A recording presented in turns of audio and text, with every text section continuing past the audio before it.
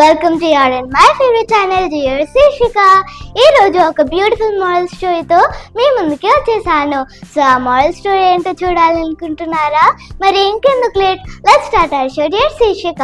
అంతకంటే ముందు తెలుసు కదా, don't forget to subscribe dear శీర్షిక.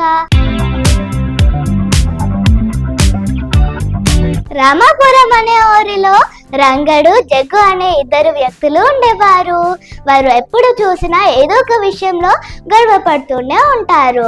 ఊరి ప్రజలందరూ తాగే నీటి కోసం వాగు దగ్గరికి వెళ్ళేవారు.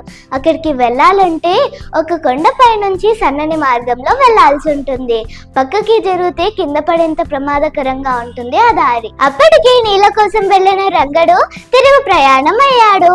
అతన్ని చూసిన జగ్గు నీళ్ళ కోసం బయలుదేరాడు.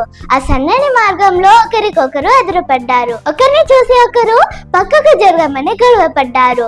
మాట పెరగడంతో ఇద్దరు కొట్టుకున్నారు.